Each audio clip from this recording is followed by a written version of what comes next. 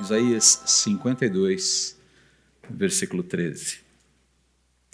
Diz assim a palavra do Senhor: Vejam, meu servo terá êxito, será muito exaltado. Muitos, porém, ficaram espantados quando o viram. Seu rosto estava tão desfigurado que mal parecia humano. Por seu aspecto, quase não era possível reconhecê-lo como homem.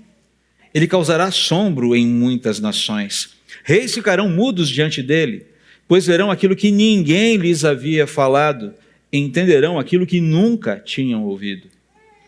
Quem creu em nossa mensagem? A quem o Senhor revelou seu braço forte? Meu servo cresceu em sua presença como tenro broto verde, como raiz em terra seca. Não havia nada de belo nem majestoso em sua aparência, nada que nos atraísse. Foi desprezado e rejeitado, homem de dores que conhece o sofrimento mais profundo. Demos as costas para ele e desviamos o olhar, e ele foi desprezado e não nos importamos. Caso você se pergunte, estou no capítulo 53 agora, versículo 3, indo para o versículo 4. Apesar disso, foram as nossas enfermidades que ele tomou sobre si, e foram as nossas doenças que pesaram sobre ele. Pensamos que seu sofrimento era castigo de Deus, castigo por culpa dele. Mas ele foi ferido por causa da nossa rebeldia, esmagado por causa dos nossos pecados. Sofreu o castigo para que fôssemos restaurados, e recebeu açoites para que fôssemos curados. Todos nós nos desviamos como ovelhas, deixamos os caminhos de Deus para seguir os nossos caminhos. E, no entanto, o Senhor fez cair sobre ele os pecados de todos nós. Ele foi oprimido e humilhado, mas não disse uma só palavra. Foi levado como cordeiro para o matadouro, como ovelha muda diante dos tosqueadores, não abriu a boca. Condenado injustamente, foi levado embora. Ninguém se importou de ele morrer sem deixar descendentes, de sua vida ser cortada no meio do caminho, mas ele foi ferido mortalmente por causa da rebeldia do meu povo. Não havia cometido nenhuma injustiça e jamais havia enganado alguém. Ainda assim foi sepultado como criminoso, colocado no túmulo de um homem rico. Fazia parte do plano do Senhor esmagá-lo e causar-lhe dor. Quando, porém, sua vida for entregue como oferta pelo pecado, ele terá muitos descendentes.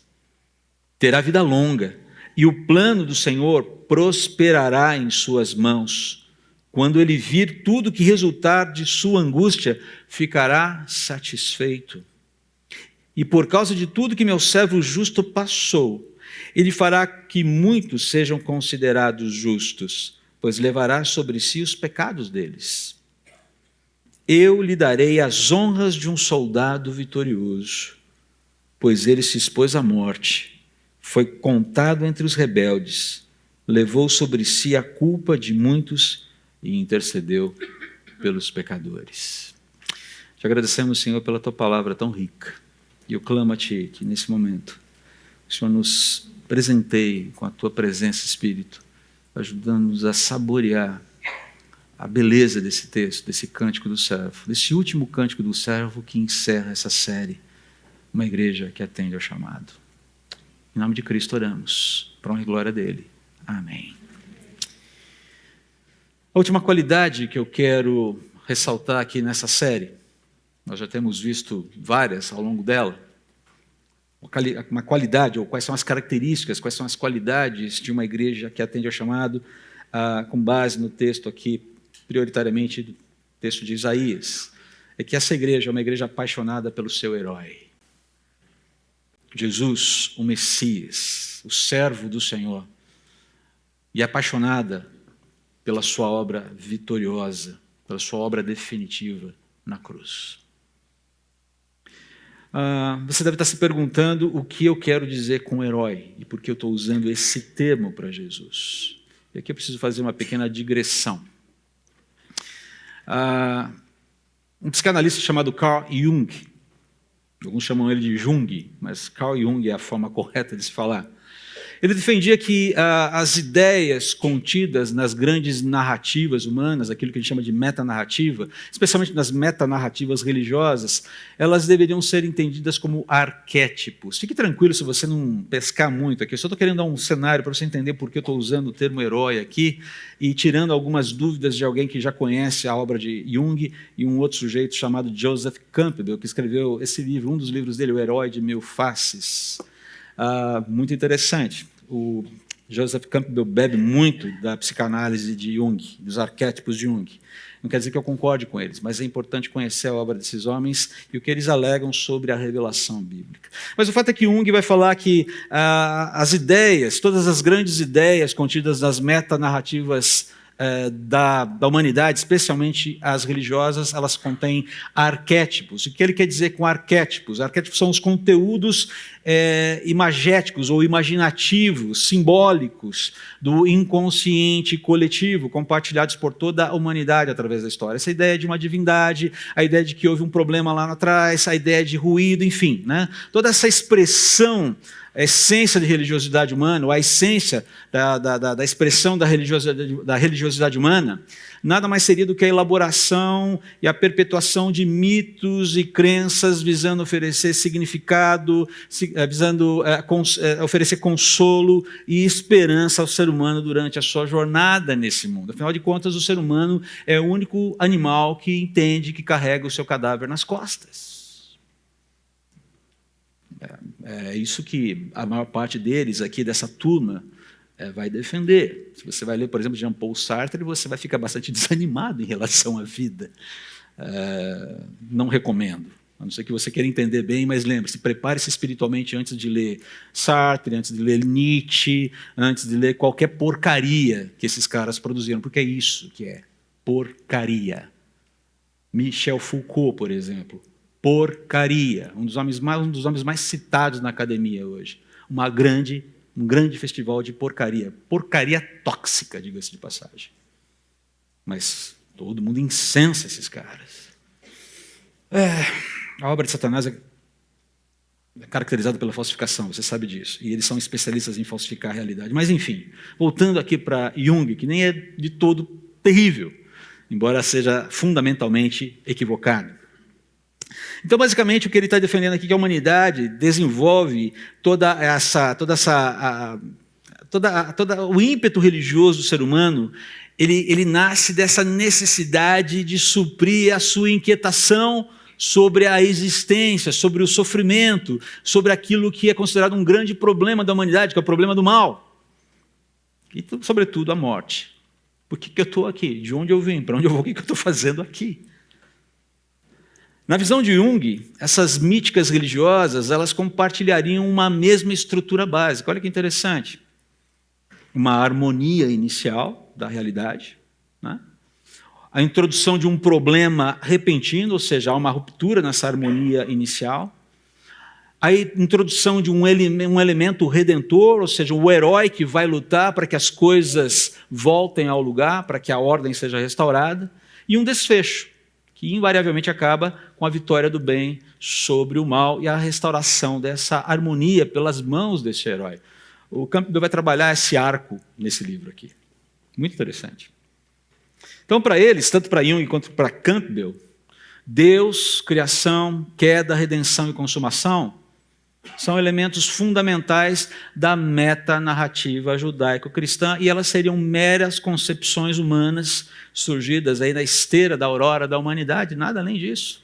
E que foram sendo perpetuadas, que foram sendo compartilhadas pelos seres humanos através das suas variações surgidas no correr do tempo. Lá atrás surge a ideia de Deus, primeiro é politeísmo, depois monoteísmo, eles têm toda uma construção de como esse negócio aconteceu. Onde é que eu quero chegar com essa digressão, com Campbell, com Jung e com as propostas deles, que precisam ser conhecidas em alguma medida, né? Entendam o seguinte, aquilo que Jung chamou de inconsciente coletivo, aquilo que Campbell chamou de jornada do herói, o cristianismo chama de revelação. A teologia chama de revelação. aquilo que é imagético em todas as culturas e compartilhado de uma maneira meio que intuitiva, não tem nada de intuitivo. Aquilo é o ímpeto religioso que Deus colocou no coração do homem, e a única forma de respondê-lo é com aquilo que a palavra de Deus revela. Ela mostra o problema, ela mostra a origem, ela mostra o problema, mostra o ruído e mostra a única forma de resolução do problema. E vamos lá, a humanidade tem um problema? Sim ou não? Vocês podiam falar com o mesmo ânimo que responderam para o Cláudio. Cláudio, quer fazer a pergunta aqui? A humanidade tem um problema, gente? Tem, claro que tem. Tá? Não vamos listá-los aqui, mas eles não são pequenos. Então, quando a gente designa Jesus como herói, eu não estou incorrendo na incorporação, eu estou usando aqui os arquétipos junguianos, entendeu? Considerando a jornada do herói de Campbell. Esquece isso, não se trata disso. Quando eu falo que Jesus é um herói, eu não estou falando que Jesus é uma figura mítica. Eu estou falando que ele é herói de verdade. Ele é um herói dentro da história, ele é o maior herói da história. Chamar Jesus de herói é reconhecer o maior, o mais importante e significativo fato consumado da história. Com alguns aspectos a serem consumados ainda, bem verdade. Deus se fez homem, ele adentrou o mundo criado por ele para redimir a sua criação da desconexão com ele, da rebeldia contra ele. Deus, de fato, viveu, de fato morreu, de fato ressuscitou nesse mundo para salvar pecadores, para buscar pecadores, para reconciliar com ele o mundo que ele criou. Jesus está vivo nos céus, lá é a morada dele até a sua volta. Onde está o corpo de Jesus hoje? Ora, nos céus? Onde mais? Você se lembra de Atos 1, de Jesus subindo? Ele está nos céus, vivo nos céus, preparando o seu regresso para resgatar definitivamente o seu povo e julgar e punir o mal. Esse é o projeto, está em curso. Mas a vitória já foi conquistada. Ela simplesmente aguarda desdobramentos futuros, escatológicos. Mas não se engane, o Cordeiro já venceu. Ele é o grande herói da história. Que baita herói. Pode juntar DC Comics e Marvel junto. Liga da Justiça com Vingadores. Não dá nem para começar. A maioria de vocês talvez não tenha entendido o que eu falei. Mas os seus filhos entenderam, com certeza. Além dos geeks aqui presentes. E eles existem. Eu sou um deles. Meio fraudulento hoje, né? Não lembrei que é o tal do dia da toalha. Mas enfim, aí vão perguntar o que é o dia da toalha para mim, depois eu vou ter que explicar. Mas ok, deixa para lá. O servo triunfará por meio da sua humilhação e morte em favor dos pecadores. É sobre isso que o texto de Isaías, o último cântico em Isaías está falando. O servo vai sofrer muito, mas ele triunfará. A sua humilhação vai trazer vai favorecer os pecadores, em prol dos quais ele sofrerá o maior dano. Essa é a mensagem desse cântico. É uma promessa que se cumpre em Cristo. É uma promessa que está sendo feita 750 anos antes. Você já sabe disso, a gente já falou bastante sobre isso aí em Isaías. Queridos, entenda que o servo do Senhor, o Messias, o Senhor Jesus, é o cheque-mate inescapável de Deus contra todas as forças que tentaram sabotar a sua criação. É um cheque-mate inescapável, não é cheque apenas, é cheque-mate. Não tem como escapar. E como a gente vai poder comprovar na história, como a gente pode comprovar na história, essas forças subestimaram o teor e o poder dessa revelação. Isso aqui foi escrito, isso aqui foi revelado 750 anos antes, e de alguma forma, por alguma razão, as forças que se opuseram a Deus subestimaram o que está sendo colocado aqui. Alguém já disse que a melhor forma de esconder algo é expor esse algo aos olhos de todo e tornar esse algo meio trivial. Tirar esse impacto da grandeza daquele algo. Deixe diante de todos. Mas não dê todas as informações sobre aquilo. Embora não haja nada de trivial aqui nessas profecias que nós temos estudado já há 2 meses, é como as Escrituras nos ensinam, não é? A arrogância precede a queda. Está lá em Provérbios 16, 18.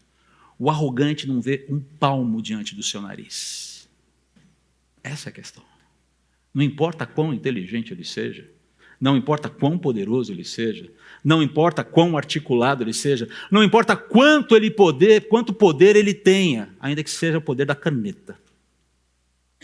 Ele não vê um palmo bem esticado, talvez um palmo não tão esticado, à frente do seu nariz. O arrogante, ele dobra a aposta porque ele está cegado por sua soberba, ele está cegado pelo seu orgulho. Ele se acha invencível, ele acha que no final ele vai dar um jeito, vai conseguir escapar e vai conseguir vencer. Ele ignora todos os sinais da sua derrota, ele só enxerga a sua tragédia quando ele está sendo devorado por ela. Satanás fracassou. Agora é o momento de você dar um glória a Deus, aleluia, bem alto. Oh, glória! Mas por quê? Porque é verdade. O seu time faz um gol nos 45 do último momento do jogo ali e vence o campeonato. O que você faz? Você quase se descabela lá na sacada da sua casa. Eu tenho uns vizinhos ali que são terríveis quando tem jogo. Eu falo, meu pai do céu, de onde saiu isso desse ser? Mas o fato é que ele está lá vivendo aquele momento. Nós precisamos aprender a viver a vitória do Cordeiro, igreja. Pode falar glória a Deus, aleluia, não tem problema. Ah, você está querendo ser pentecostal? Não, eu estou querendo viver isso. Eu quero vibrar com isso. Eu quero vibrar com isso. Muito mais do que eu vibro com um jogo de futebol. Muito mais do que eu vibro com alguma justiça sendo feita no país em que eu vivo. Muito mais do que a vitória do meu candidato predileto nas próximas eleições, seja lá o que for. Muito mais do que a vitória da pessoa que eu estou torcendo no American Got Talent, ou seja lá o que for. Eu quero vibrar com a vitória do Cordeiro. Eu quero vibrar com isso. E esse texto fala exatamente sobre isso. Não foi uma vitória qualquer, foi uma vitória custosa. Um dos erros de Satanás foi subestimar, queridos, o amor de Deus pela sua criação. Foi subestimar a disposição de Deus de fazer o impensável para resgatar a sua criação. Foi subestimar a dimensão do poder de Deus sobre a morte. Satanás é um grande idiota. Na verdade, ele é um grande louco. Ele subestimou totalmente o projeto de Deus. Deus deu todas as pistas. Está lá o tempo todo. Gênesis 3,15, que é a base do texto, do vídeo que nós vimos, do The Bible Project. Já em Gênesis 3,15, mal a queda se consumou, Deus já está falando assim, eu vou trazer uma solução do fruto do ventre da mulher. Você vai morder o calcanhar dele, mas ele vai esmagar a sua cabeça. A ideia é, você perde no final. Aguarde e verás. É isso que Deus está falando desde o princípio. Note o que Deus está informando nesse cântico. Eu quero passar aqui rapidamente por ele, porque nós já o conhecemos, mas precisamos lê-lo como uma declaração de vitória inescapável. Isaías 52, 13 a 53, 12 é a declaração de Deus de eu faço o movimento final e é checkmate. E nada, absolutamente nada vai impedir isso. O custo vai ser altíssimo, mas vai valer a pena de um jeito que vocês nem sequer conseguem imaginar. E eu fico imaginando Isaías olhando para esse texto, coçando a sua cabeça e dizendo, tá bom, supletivo, onde isso vai chegar? Ele só tem uma informação que para ele ainda é muito quebradiça. Nós somos os abençoados que conseguem ver tudo o que aconteceu. Nós somos muito abençoados, porque o herói já se revelou. Está claro quem ele é, está claro o que ele fez, está claro a dimensão da vitória, e está claro que no final, a palavra dele é a final. Essa realidade tem que nos encher aqui, mas precisamos olhar aqui. Olha o checkmate de Deus aqui. É o último cântico dos servos. E o que ele está revelando aqui? Primeiro, o sucesso do servo, mas um sucesso que vai ser custoso. Você olha, você volta ali para o capítulo 52, versículo 13. O texto começa assim: o meu servo terá êxito, ele será bem-sucedido, ele vencerá. Essa ideia, ele será muito exaltado. E aí vem a contraparte. Porém, muitos que o viram, aqueles que testemunharam a jornada de Jesus e o fim da sua jornada terrena, se assustaram com o que viram. Se assustaram como um corpo humano poderia receber tanto castigo, ser tão afligido, ser tão maltratado injustamente. Não há só o maltrato a Jesus, ele é abandonado, ele é traído, ele é rejeitado, ele é abandonado pelos seus mais fiéis seguidores, aquela turma que diz: eu não vou te abandonar em hipótese alguma. Jesus sofreu todo tipo de abandono. É por isso que ele é o sacerdote perfeito, que pode se identificar com as nossas fraquezas, porque há uma experimentação de todo tipo de drama, no seu grau mais profundo ali.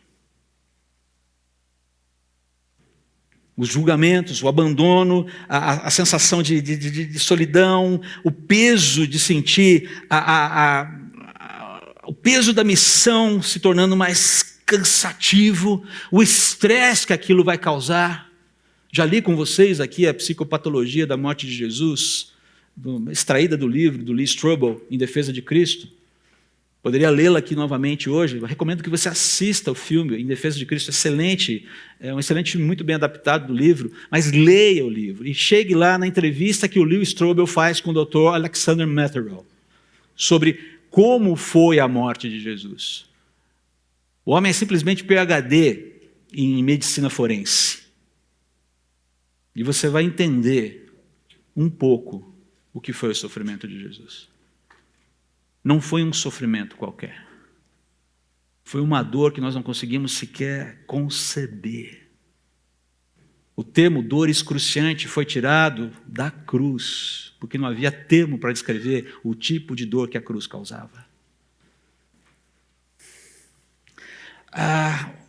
E Jesus, o Filho, ainda não encarnado, sabe de tudo isso.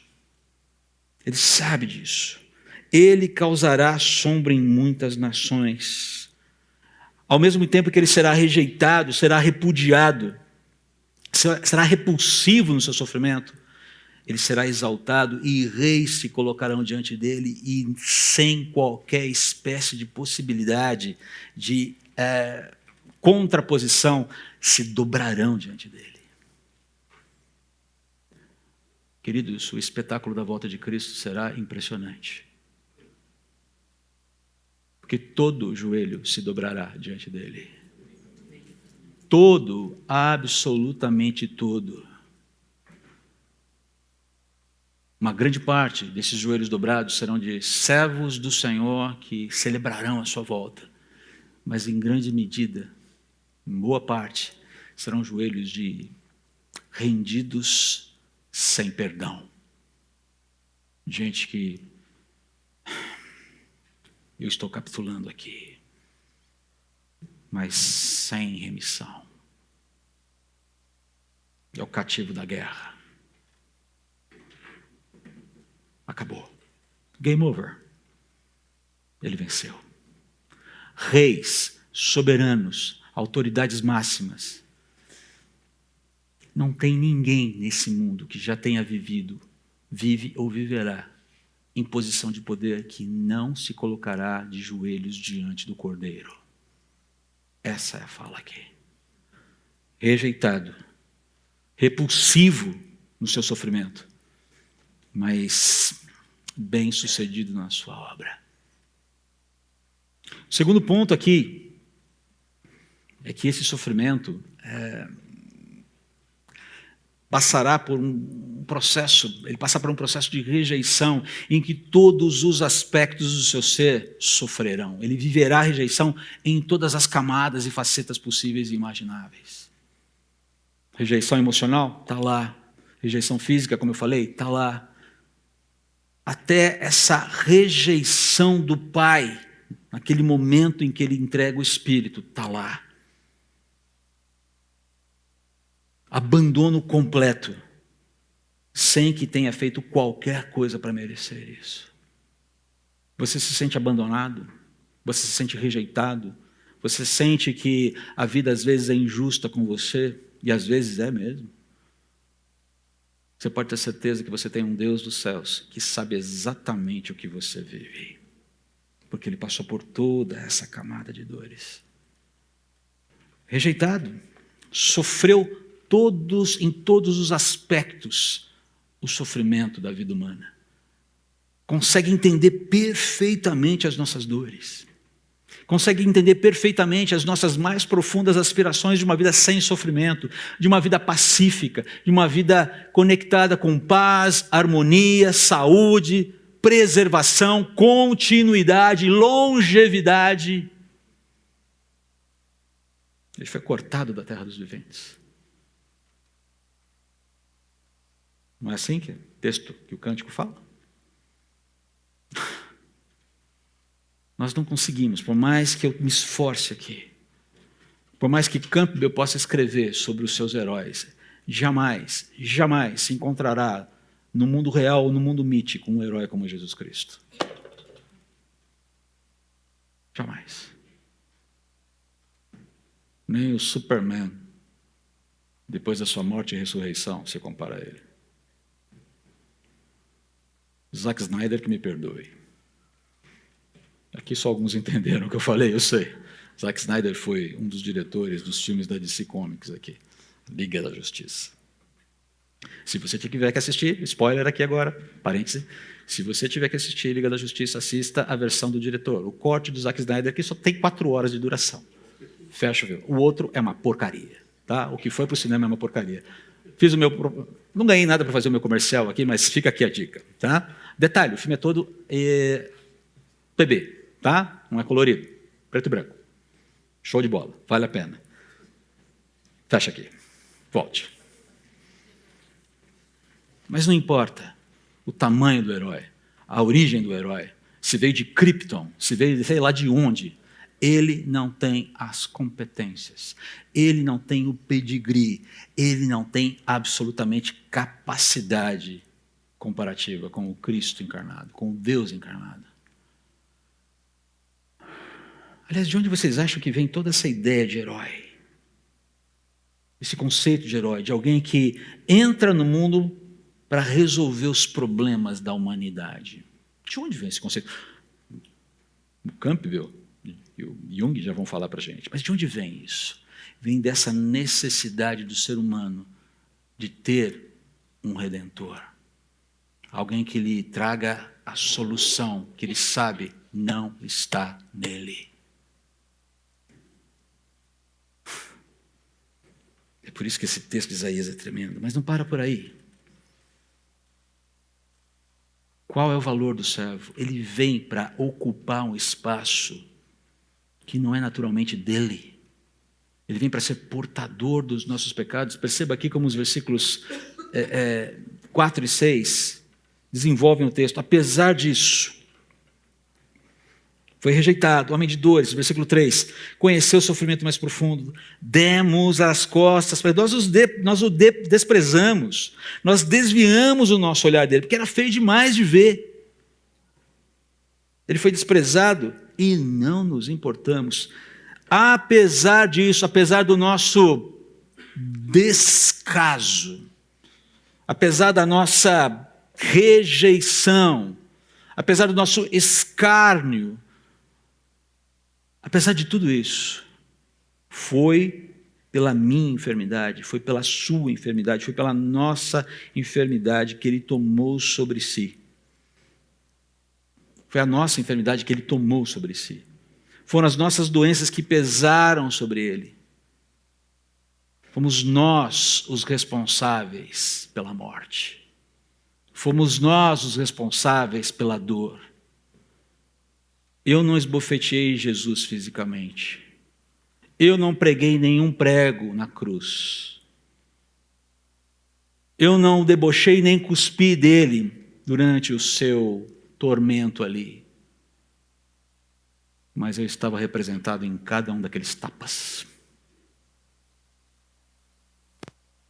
Eu estava ali representado em cada um daqueles tapas. E quando ele foi levantado naquela cruz, ele levantado com ele foram os meus pecados, as minhas iniquidades, as dores que foram causadas nele, foram causadas pelo André.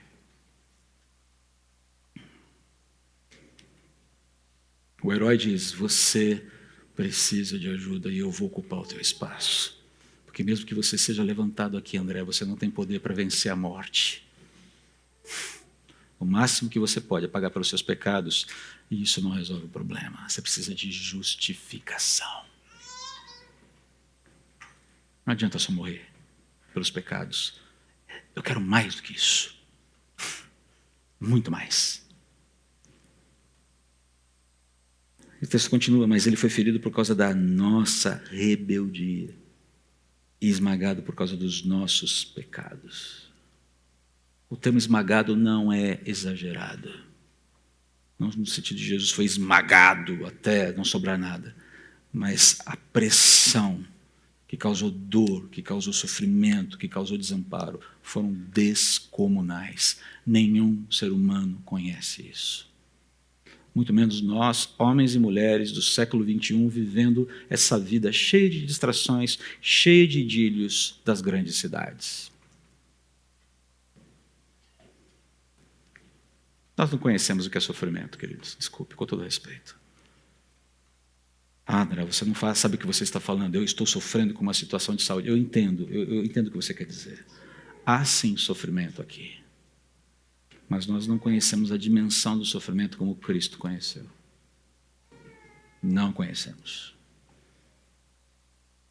E quando nós lembramos que esse sofrimento foi todo vivido por nós, a nossa perspectiva sobre o sofrimento e sobre os ganhos podem começar a mudar. Essa é a questão aqui. Todos nós nos desviamos como ovelhas, deixamos os caminhos de Deus para seguir os nossos caminhos.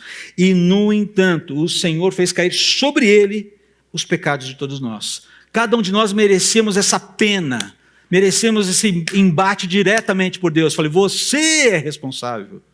André, o meu papo é com você. Você tem que pagar pela sua rebelião contra mim. E Deus falou, ok, você não tem condições de lidar com isso. Você não tem estrutura. Você não tem força. Você não tem poder. O Filho vai fazer isso por você. Essa é a ideia aqui.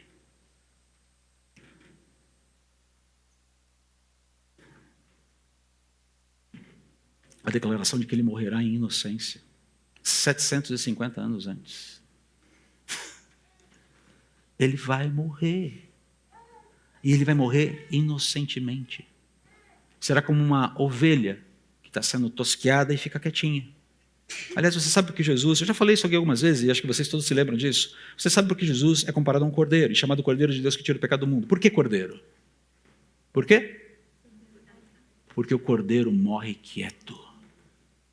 Ele não reage. Ele fica quieto. Ele não emite um som. Ele simplesmente se rende. Alguém já viu um porco sendo sacrificado aqui? Você tem uma ideia da comparação? Eu diria para você que provavelmente, se eu estivesse no lugar de Jesus, eu me comportaria como um porco. E não como um cordeiro. E por fim, ele será esmagado. Você vê que eu fiz uma chave, né? A, B, C, B', A'. Começa com exultação e termina com vitória. No centro, o servo que redime os pecados. Essa é a ideia da poesia hebraica. Isso se chama quiasmo. Você começa com uma ideia que enquadra toda a poesia. Você desenvolve uma ideia, essa ideia é espelhada dentro da poesia. Ela começa com uma ideia, desenvolve uma segunda ideia, chega no centro dessa poesia e começa a fechar, rebatendo, espelhando as ideias que já foram colocadas anteriormente. E o texto termina de uma maneira muito preciosa aqui para a gente. Fazia parte do plano do Senhor.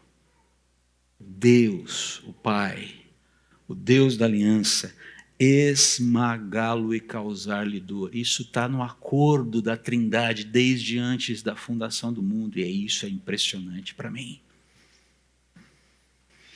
Filho, você sabe, não é? Eu sei. Você sabe, não sabe? Sim. Antes do haja luz, queridos, já havia o entendimento do que o Filho passaria. Antes do Filho promulgar que se façam todas as coisas, o entendimento da encarnação e da sua morte e ressurreição, do seu sofrimento já era entendido. Deus não tem planos B, Deus só tem um plano. E esse plano está ativo desde antes da fundação do mundo. Ele simplesmente está tendo um componente a mais revelado aqui. Quando, porém, sua vida for entregue como oferta pelo pecado, ele, que foi cortado entre os viventes, que teve a sua vida interrompida cedo demais, terá o quê? Muitos descendentes. Olha a descendência do servo do Senhor aqui. E nós somos uma fraçãozinha mínima, pequena, diminuta dessa descendência, que extrapola geografia, que extrapola tempo, que extrapola os anos.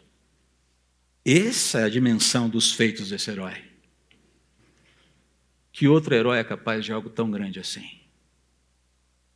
Você viu por aí os filhos do Homem-Aranha? Você viu por aí a descendência da Mulher Maravilha? Você viu por aí... Parece que o Super-Homem teve filhos, não é verdade? E só estão dando trabalho, inclusive. Pois é. Percebe? Olha a descendência aí. Extrapolando os anos, os séculos, os milênios. E a geografia. Quando ele vir tudo o que resultar da sua angústia, ficará satisfeito.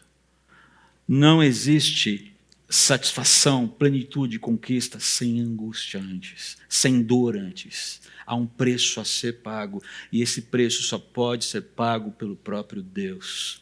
A conquista é inquestionável, ela é tremenda, ela é impressionante, ela não se pode quantificar em termos humanos, mas ela tem um custo. Deus precisa morrer. Não é um custo pequeno. Não é algo pequeno. E por causa de tudo que meu servo justo passou, ele fará que muitos sejam considerados justos. Somos nós aqui, queridos.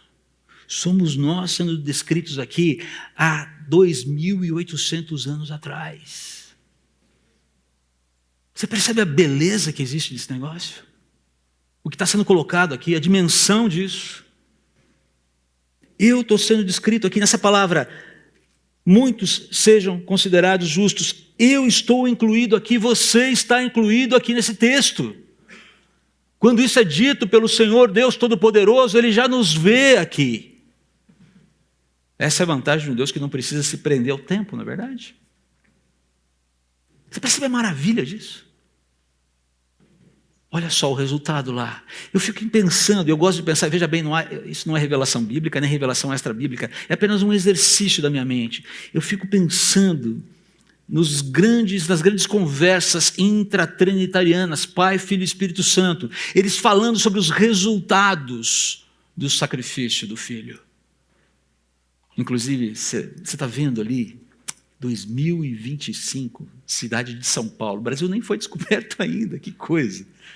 E vai ter uma igreja lá, uma pequena comunidade, chamada Comunidade Batista em Moema. E naquele dia, do dia 25 de maio de 2025, eles estarão falando justamente sobre esse papo que a gente está tendo aqui. Não é legal? É legal. Não é sensacional? Não é espetacular? E eu não consigo encontrar adjetivos para qualificar isso. Eu fico... Sabe quando você fica meio que embriagado, desculpa, embriagado no bom sentido, com essa dimensão, você fala, uau, Senhor, isso aqui é demais para mim, eu não consigo absorver tudo isso. Esmagado, mas vitorioso. Eu lhe darei as honras de um soldado vitorioso. Olha o herói aqui. Pois ele se expôs à morte.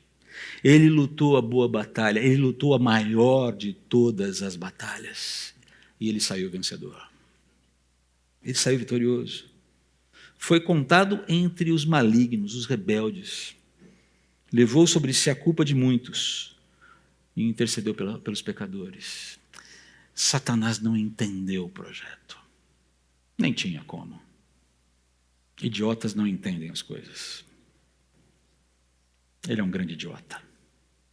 Perdedor. Vencido. Derrotado. Sabe onde isso vai dar? Ainda não chegou, mas vai chegar. Deixa eu ler um outro texto com vocês, antes da gente terminar aqui. Já estamos terminando. Então, na mão direita daquele que estava sentado no trono, vi um livro. Ele está se referindo a Deus. E quem fala aqui é João. O livro, Apocalipse, capítulo 5. Escrito por dentro e por fora e lacrado com 7 selos. Vi um anjo poderoso que perguntava em alta voz: quem é digno de romper os selos deste livro e abri-lo?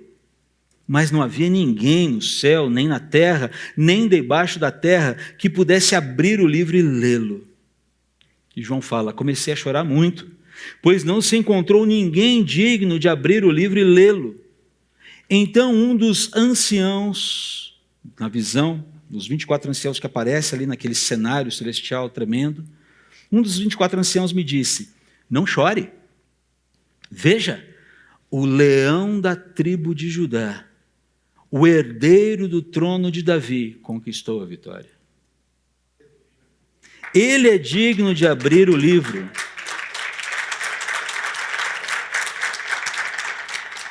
Ele é digno de abrir o livro e os 7 selos. Então vi um cordeiro. Não era leão? Sim, cordeiro, leão, leão, cordeiro. Então vi um cordeiro que parecia ter sido sacrificado, mas que agora estava em pé entre o trono e os 4 seres vivos e no meio dos 24 anciãos. Tinha 7 chifres e 7 olhos, que representam os 7 espíritos, uma linguagem simbólica aqui, espíritos de Deus enviados a todas as partes da terra. Ele deu um passo à frente e recebeu o livro da mão direita daquele que está sentado no trono, o Pai. Quando o cordeiro recebeu o livro, os 4 seres vivos e os 24 anciãos se prostraram diante dele. Cada um tinha uma harpa e taças de ouro cheias de incenso, que são as orações do povo santo. E entoavam um cântico novo com estas palavras: Tu és digno de receber o livro, abrir os selos e lê-lo, pois foste sacrificado e com teu sangue compraste para Deus pessoas de toda tribo, língua, povo e nação. Tu fizeste delas um reino de sacerdotes para o nosso Deus, e elas reinarão sobre a terra. Então olhei novamente e ouvi as vozes de milhares e milhões de anjos ao redor do trono e também dos seres vivos e dos anciãos.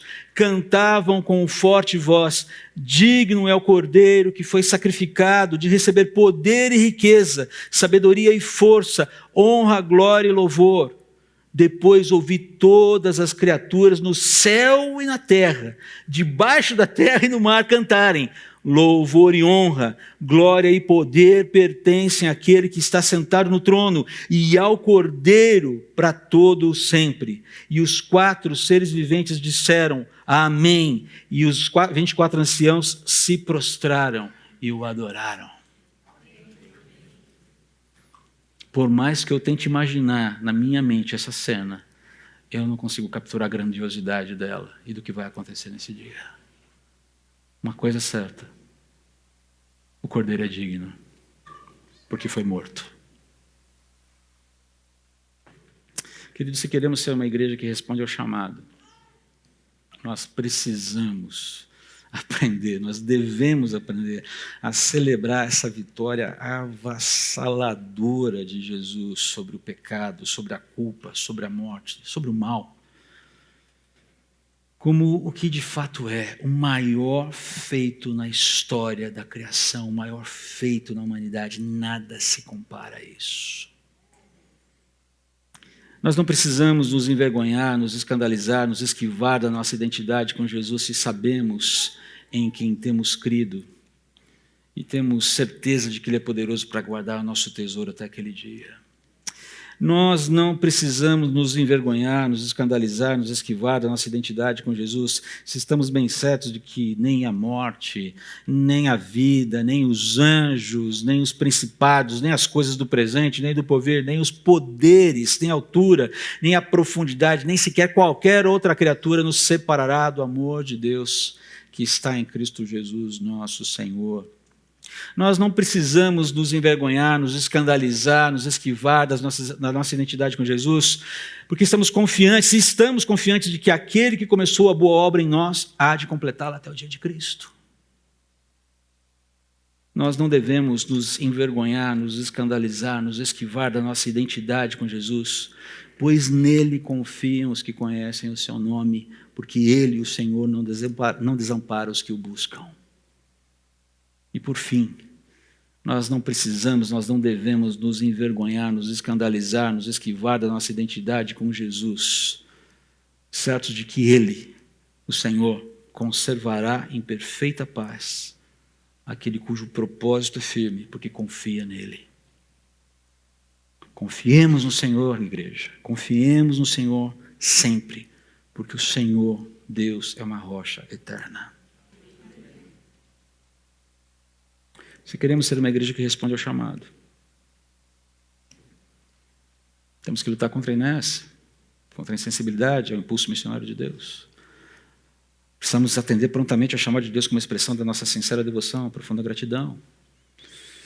Nutrimos consciência ativa sobre o grande problema do mundo, a idolatria, e o objetivo final da missão de Deus, que é a sua própria glória. Persistimos no cumprimento da missão, apesar de muitas vezes não termos sinais de que as coisas estão caminhando bem. Persistirmos obedientes e submissos, mesmo na dor, confiando na soberania do Senhor. Acrescento aqui a mensagem da semana passada. Devemos nos alegrar na esperança, sermos pacientes na tribulação, persistentes na oração. Precisamos orar mais, igreja. Não é? E por fim, sermos apaixonados pelo nosso herói e a sua obra vitoriosa. Afinal de contas, ele é o cara. Eu não perguntarei aqui se nós temos sido ou não uma igreja que atende ao chamado. A minha pergunta é, diante de tudo isso que nós vimos nessa série, por que a gente escolheria não ser? Não faz sentido, não é verdade? Então, igreja, então, família da fé, então, remidos por Jesus, qual é a única resposta ao chamado? Eis-me aqui. Vamos orar. Eis-nos aqui, Senhor Jesus. Eis-nos aqui. Cumpre em nós os teus planos, por favor. Ó Espírito Santo, ajude-nos a vibrar com a vitória do Cordeiro, a vivê-la intensamente. Ainda que os dias sejam difíceis, podemos vibrar com a tua vitória, Jesus, e queremos fazer isso. Sempre conduzidos por ti, visando unicamente glorificar o teu nome. Estamos aqui. Vem sobre nós o teu sopro, use-nos, trate-nos, faz em nós a tua vontade, faz em nós o teu querer, cumpre em nós o teu querer.